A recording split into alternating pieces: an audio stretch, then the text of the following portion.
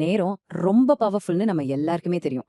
ஆனா, ஒரு மனுஷனோட மொத்த வாழ்க்கையில வெறும் 24 நிமிஷம், அதாவது ஒரே ஒரு கடிகை நேரம் ஒரு கோவில்ல செலவு செஞ்சா, நேரா வைகுண்டத்துக்கே போயிடலாம்னு சொன்னா நம்புவீங்களா?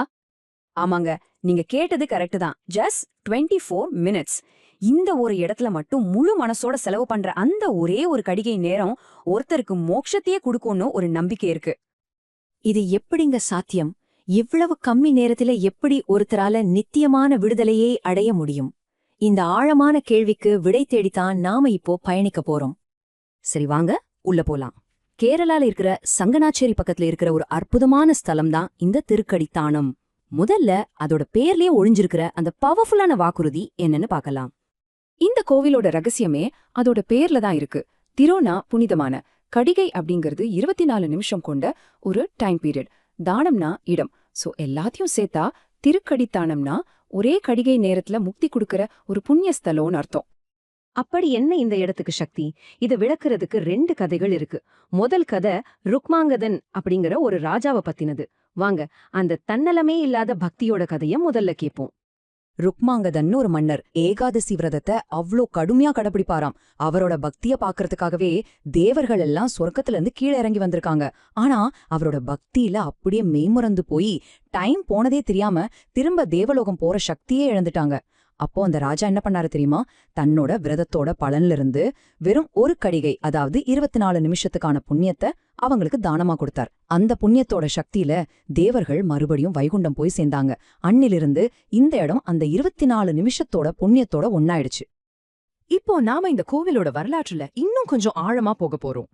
பஞ்ச பாண்டவர்கள்ல ரொம்பவே புத்திசாலியான சகாதேவனுக்கும் இந்த இடத்துக்கும் ஒரு பெரிய கனெக்ஷன் இருக்கு. அவரோட அண்ணங்க எல்லாரும் கோயில் கட்டினதை பார்த்து சகாதேவனுக்கும் ஒரு கோயில் கட்டணும்னு ஆசை. ஆனா அது மத்த எல்லாத்தையும் விட ரொம்ப ஸ்பெஷலா பவர்ஃபுல்லா இருக்கணும்னு நினைச்சாரு. அவர் பெரிய ஞானி இல்லையா? அதனால அக்னி பகவான மனசுல நினைச்சு ஒரு பெரிய யாகம் பண்ணாரு. அவரோட பக்திய பார்த்து மெய் சிலிர்த்து போன அக்னி தேவன் அந்த யாக தீல இருந்தே நேரடியா ஒரு அற்புதமான விஷ்ணு சிலைய அவரோட கையில கொடுத்தாரு.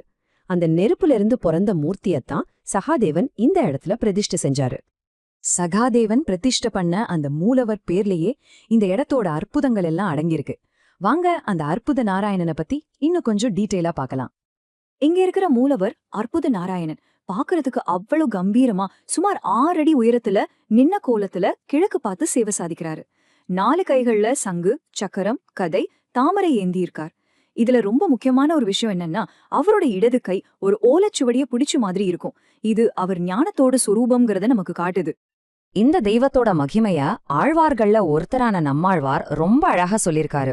இந்த நாராயணன என் நெஞ்சில் உள்ளான், அதாவது தன் இதயத்துக்குள்ளேயே இருக்கிறவன்னு பாடியிருக்காரு. இது பல நூற்றாண்டுகளா தொடர்ற பக்தியோட ஒரு பெரிய சாட்சி இல்லையா? சரி, அவருக்கு ஏன் அற்புத நாராயணன்னு பேர் வந்துச்சு? ஏன்னா அவர் ருக்மாங்கத மன்னனுக்கும் காட்சி கொடுத்து தேவலோகத்துக்கு வழிகாட்டினாரு. அதே மாதிரி சகாதேவனுக்கும் யாகத்தீலிருந்து தோன்றி முக்திக்கு வழிகாட்டினாரு. இப்படி 2 பேருக்கும் அற்புதங்களை நிகழ்த்தி காட்டினதாலதான் அவர் அற்புத நாராயணன் ஆனார். இந்த கோயில்ல இருக்கிற சக்தி பக்திக்கு பரிசு கொடுக்கறதோட நிக்கல, மரியாதை இல்லாம நடந்தா என்ன ஆகும்னு ஒரு பாடத்தையும் கத்து கொடுக்குது. வாங்க இந்த கோயிலோட சம்பந்தப்பட்ட ஒரு எச்சரிக்கை கதையும் பார்க்கலாம். நீங்க கோவிலோட கிழக்கு வாசல் வழியா வெளிய வந்தீங்கன்னா ஒரு விசித்திரமான காட்சிய பாப்பீங்க. ஒரு மனுஷன் தரையில படுத்து கிடக்கிற மாதிரி ஒரு கல் சிலை அங்க இருக்கும். பாக்குறதுக்கே கொஞ்சம் அச்சுறுத்தலா இருக்கிற இந்த சிலை ஒரு முக்கியமான எச்சரிக்கைக்காக அங்க இருக்கு. இங்க பாருங்க, பக்திக்கும் அகங்காரத்துக்கும் என்ன வித்தியாசம்னு ரொம்ப தெளிவா புரியும். ஒரு பக்கம் சுத்தமான பக்தியோட வந்த சகாதேவன், அவரோட செயல் இன்னைக்கும் ஒரு கோவிலா நின்னு பூஜை வாங்கிக்கிட்டு இருக்கு. இன்னொரு பக்கம் ஆணவத்தோட உச்சத்துக்கு போய் கடவுளையே அவமதிச்சு கோவில் கதவு பூட்டின ஒரு அதிகாரி, அவனோட கதி என்னாச்சு? இன்னைக்கு ஒரு கல்லா மாறி வர்றவங்களுக்கெல்லாம் ஒரு நிரந்தர எச்சரிக்கையா கிடக்குறான். சோ இதுல இருந்து நாம கத்துக்க வேண்டிய முக்கியமான விஷயம் என்னன்னா, அந்த 24 நிமிஷம்ங்கிறது வெறும் டைம் கணக்கல்ல. அது நம்மளோட முழுமையான சரணாகதியோடவும் தூய்மையான எண்ணத்தோடவும் சேரும்போது மட்டும்தான் அதுக்கு சக்தி கிடைக்குது. நேரம் முக்கியம் இல்ல, நம்ம நோக்கம்தான் ரொம்ப ரொம்ப முக்கியம். இப்போ இந்த பழங்கால விஷயத்த உங்க லைஃபோட கனெக்ட் பண்ணி பாருங்க. ஒருவேளை உங்ககிட்ட அந்த மாதிரி ஒரு 24 நிமிஷம், அதாவது முழுமைப்படுத்தப்பட்ட பக்தி செய்ய ஒரு வாய்ப்பு கிடைச்சா அதை நீங்க எதுக்காக பயன்படுத்துவீங்க? கொஞ்சம் யோசிச்சு பாருங்களேன்.